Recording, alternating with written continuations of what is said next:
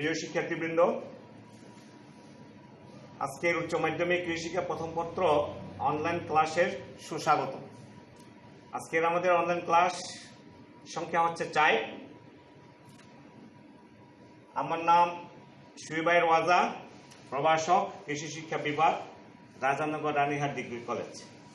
তো আজকের আমাদের আলোচ্য বিষয় হচ্ছে কৃষি ও জলবায়ু। কৃষি ও জলবায়ু নিয়ে আজকে আমরা আলোচনা করার চেষ্টা করব।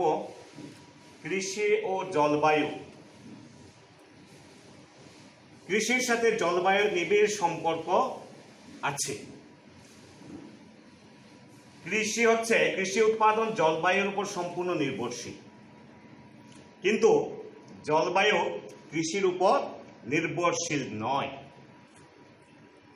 আর এখানে তবে উদ্ভিদ হচ্ছে জলবায়ুর উত্তম নির্দেশক। জলবায়ু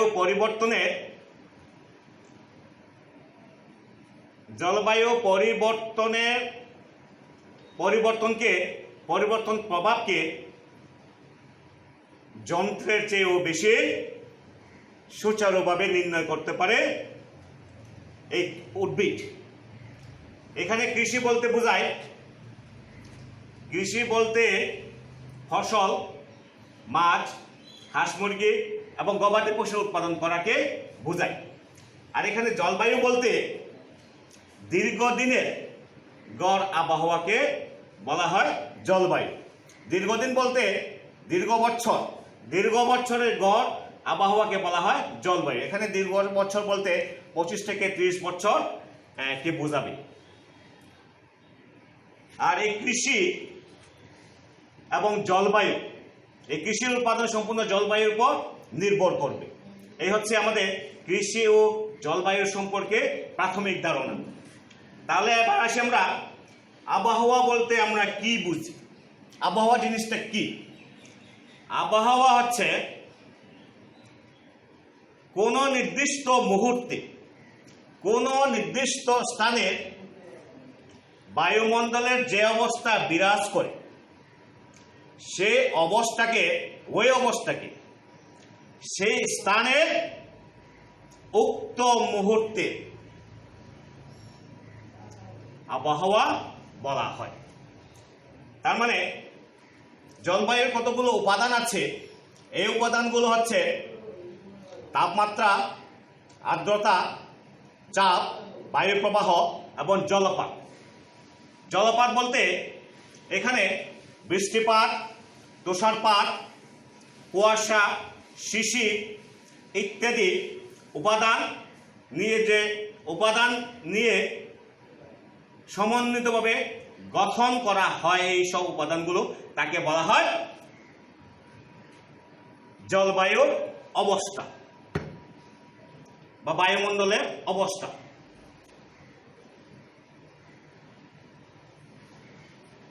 আবহাওয়া কিন্তু প্রতিদিনের বা প্রতি মুহূর্তে পরিবর্তন হচ্ছে। এই পরিবর্তনকে সাধারণত বিভিন্ন যন্ত্রের মাধ্যমে পরিমাপ করা যায়। এই যন্ত্রগুলো হচ্ছে কি থার্মোমিটার, হাইড্রোমিটার এবং র্যানগেজ। এগুলো দিয়ে সুচারুভাবে পরিমাপ করা যায়। এই হচ্ছে আবহাওয়া। তার মানে কোনো নির্দিষ্ট স্থানে কোনো নির্দিষ্ট মুহূর্তে যে জলবায়ুর উপাদানগুলো বিরাজ করবে সেটাকে বলা হয় আবহাওয়া। এরপরে আসি আমরা কৃষি জলবায়ু। কৃষি জলবায়ু কি? জলবায়ু বলতে আমরা বোঝাই দীর্ঘ বছরের বা দীর্ঘ সময়ের আবহাওয়াকে বলা হয় জলবায়ু। আর এই জলবায়ু কৃষির সাথে সম্পর্কযুক্ত হলে সেটাকে বলা হয় কৃষি জলবায়ু। তার মানে কৃষির সাথে জড়িত জলবায়ুকে বলা হয় কৃষি জলবায়ু। আর এই কৃষি জলবায়ু সম্পূর্ণ কৃষি উৎপাদনের উপর প্রভাব ফেলে। এই কৃষি জলবায়ু কিন্তু যেহেতু কৃষি উৎপাদনের উপর প্রভাব ফেলে, সেজন্য এই জলবায়ুর উপাদানগুলো আমাদের জানা থাকা অবশ্যই দরকার। এই কৃষি জলবায়ু উপাদানগুলো সম্পর্কে আমাদের অবশ্যই জানা থাকা দরকার। কৃষি জলবায়ুর উপাদান বলতে এখানে যেমন দিবা দৈর্ঘ্য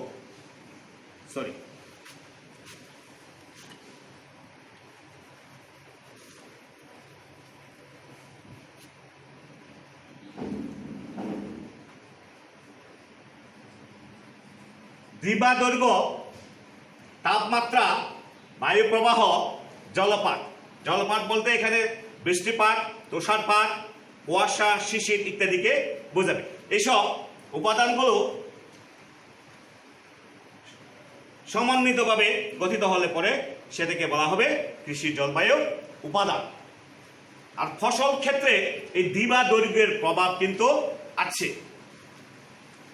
কারণ বাংলাদেশে কৃষি ঋতু দুইটা, একটা হচ্ছে রবি আর একটা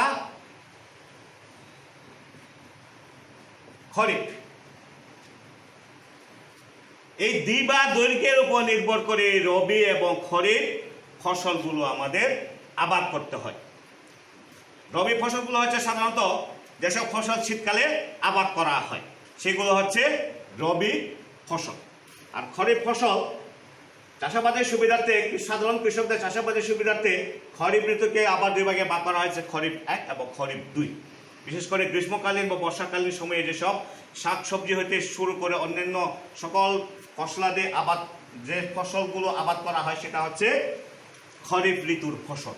আর রবি ঋতু হচ্ছে শীতকালে যেসব ফসল আবাদ করা হয় সেগুলো হচ্ছে রবি ফসল অন্তর্ভুক্ত।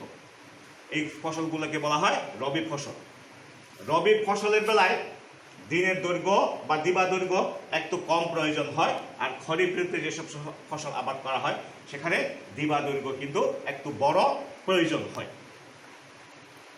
এরপরে আছে আমাদের ফসল, গবাদি পশু এবং পাখির উপর জলবায়ু প্রভাব। ফসলের ক্ষেত্রে দুইভাবে আমাদের ফসল আবাদ করা হয়, একটা হচ্ছে উদ্যান ফসল, একটা মাঠ ফসল। উদ্যান ফসল বা মাঠ ফসলের উপর জলবায়ুর প্রভাব কিন্তু আছে। এই জলবায়ুর প্রভাবের উপর, এই জলবায়ুর যে অবস্থা বিরাজ করে, যে সময়ে, যে ঋতুতে, যে স্থানে যেভাবে বিরাজ করে, সে অনুযায়ী আমাদের ফসলগুলো নির্বাচন করে আবাদ করতে হবে। এই ফসলগুলো উদ্যান বা মাঠ ফসলের জন্য যেমন জলবায়ুর উপাদানগুলোর মধ্যে আছে তাপমাত্রা, আর্দ্রতা, দিবা দৈর্ঘ্য, বায়ু প্রবাহ, চাপ এবং জলপাত। এইটার উপর নির্ভর করে কিন্তু আমাদের এই ফসলগুলো নির্বাচন করে আবাদ করতে হয়। এজন্য ফসলের উপর, মাঠ এবং উদ্যান উভয় ফসলের উপর জলের প্রভাব কিন্তু আছে। এরপরে গবাদি পশুর প্রজনন, খাদ্যের প্রাপ্যতা, রোগ ব্যাধি এবং বিভিন্ন কারণে জলবায়ুর উপর কিছু নির্ভর করতে হয়। যেমন দীর্ঘদিন বৃষ্টিপাত না হয়ে যদি খরা বিরাজ করে, সেক্ষেত্রে গবাদি পশুর চারণভূমির মধ্যে কাঁচা ঘাস সংকট দেখা দিবে। এই কাঁচা ঘাস সংকটের ফলে গবাদি পশুর বিভিন্ন সমস্যা দেখা দিতে পারে। এটাও একটা জলবায়ু প্রভাবের কারণে হতে পারে। পাখিও একই, আমরা হাঁস মুরগির পালন করে থাকি। মানুষের দৈনন্দিন জীবনে কিন্তু প্রাণীজ আমিষ প্রয়োজন হয়। এই প্রাণীজ আমিষ মানুষের শরীরের চাহিদা মেটানোর জন্য আমরা হাঁস মুরগি পালন করা হয়। এই হাঁস মুরগি পালনের ক্ষেত্রে জলবায়ুর প্রভাব অবশ্যই আছে। এভাবে ফসল, গবাদি পশু এবং পাখির উপর জলবায়ু প্রভাব আছে। এই গেল আমাদের কৃষি জলবায়ু সম্পর্কে প্রাথমিক ধারণা। আবহাওয়া জিনিসটা কি সেটা আমরা জানলাম। আবহাওয়া বলতে কোনো নির্দিষ্ট মুহূর্তে কোনো নির্দিষ্ট স্থানে বায়ুমণ্ডলে যে অবস্থা বিরাজ করে সেই মুহূর্তে সেই অবস্থাকে বলা হয় আবহাওয়া। তারপর কৃষি জলবায়ু, কৃষির সাথে জড়িত বা কৃষির সাথে সম্পর্কীয় বায়ু প্রবাহকে বলা হয় কৃষি জলবায়ু। এরপরে কৃষি জলবায়ুর উপাদানগুলো সম্পর্কে আমরা আলোকপাত করলাম। এরপরে ফসল, গবাদি পশু ও পাখির উপর জলবায়ুর প্রভাব সম্পর্কে আমরা একটু আলোচনা করার চেষ্টা করলাম, কারণ জলবায়ুর প্রভাব ফসল এবং গবাদি পশু বা পাখির উপর আছে। এরপরে আসি আমরা মৌসুমী জলবায়ু। মৌসুমী জলবায়ু কি? মৌসুমী শব্দটি কিন্তু মৌসুম থেকে এসেছে, যার অর্থ দাঁড়ায় ঋতু, সময় অথবা কাল।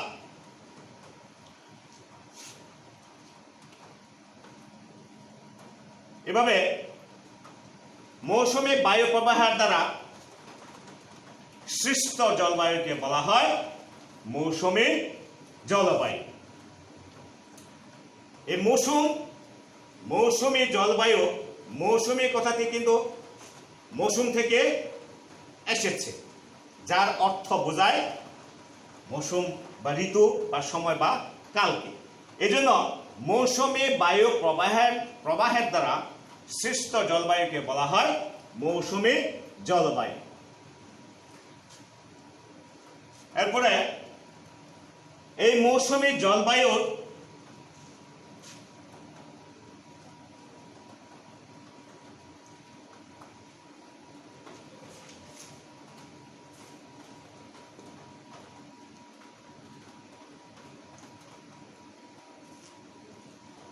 এই মৌসুমী জলবায়ুর দ্বারা আমরা বিভিন্ন ঋতুতে, বিভিন্ন সময়ে, বিভিন্ন স্থানে বিভিন্ন ধরনের ফসল আবাদ করতে পারি।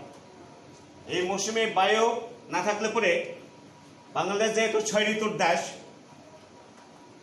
এবং কৃষি ঋতু হিসাবে 2টা ঋতু এখানে উল্লেখ করা হয়েছে, রবি এবং খরিফ। আমাদের দেশে বিভিন্ন ঋতুতে বিভিন্নভাবে জলবায়ু বিরাজ করে, বায়ুমণ্ডল জলবায়ু অবস্থা বিভিন্নভাবে বিরাজ করে। এই জলবায়ু বিভিন্নভাবে বিরাজ করার ফলে এজন্য বিভিন্ন মৌসুমে বিভিন্ন ধরনের ফসল আমাদের আবাদ করা লাগে। যেমন মৌসুমী বায়ু প্রবাহের দ্বারা সৃষ্ট জলবায়ুকে বলা হয় মৌসুমী জলবায়ু। আর এই মৌসুমী জলবায়ু বিশেষ করে আমাদের গ্রীষ্মকালে এবং বর্ষাকালে দক্ষিণ পশ্চিম দিক থেকে বায়ু প্রবাহিত হয়। এই বায়ু প্রবাহের ফলে দক্ষিণের বঙ্গোপসাগর থেকে জলীয় বাষ্প আমাদের দেশের উপর দিয়ে প্রবাহিত হয়, যার ফলে এই জলীয় বাষ্প ঘনীভূত হয়ে প্রচুর বৃষ্টি, ওই সময়ে আমাদের প্রচুর বৃষ্টিপাত হয়। এই প্রচুর বৃষ্টিপাত হওয়ার ফলে গ্রীষ্মকালীন এবং বর্ষাকালীন বিভিন্ন ফসল আমরা আবাদ করা সহায়ক হয়, যা এই মৌসুমী বায়ু বা এই জলীয় বাষ্প ঘনীভূত হয়ে প্রচুর বৃষ্টিপাত হয়। এই বৃষ্টিগুলো কিন্তু আমাদের দেশের বিভিন্ন ফসলের উপর প্রভাব পড়ে। আরেকটা হচ্ছে বিশেষ করে শীতকালে বায়ু প্রবাহ কিন্তু উত্তর পূর্ব দিক থেকে প্রবাহিত হয়। এই উত্তর পূর্ব দিক থেকে প্রবাহিত হওয়ার ফলে এই বায়ু হিমালয় পর্বত থেকে শীতল হয়ে আমাদের দেশে প্রবাহিত হয়, যার ফলে তখন আমাদের দেশে ঠান্ডা অনুভূত হয় বা ঠান্ডা হয়, যা জলবায়ু হিসাবে আমাদের কৃষির উপর প্রভাব ফেলে। এভাবে মৌসুমী জলবায়ু আমাদের দেশে কৃষির উপর বিস্তরভাবে প্রভাব ফেলে থাকে। তো আমরা আজকে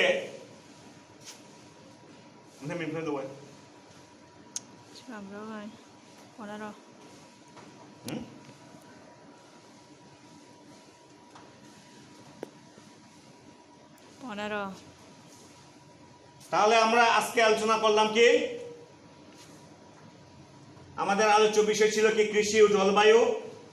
কৃষি ও জলবায়ু সম্পর্কে আমরা আলোচনা করলাম, আবহাওয়া সম্পর্কে আলোচনা করলাম এবং কৃষি জলবায়ু সম্পর্কে আলোচনা করলাম। এরপরে কৃষি জলবায়ুর উপাদানগুলো সম্পর্কে আলোচনা করলাম। এরপরে ফসল, গবাদি পশু এবং পাখির উপর জলবায়ু কিভাবে প্রভাব ফেলে সেটার উপর সংক্ষিপ্তভাবে আলোচনা করলাম। এরপরে মৌসুমী জলবায়ু সম্পর্কে আমরা আলোচনা করলাম।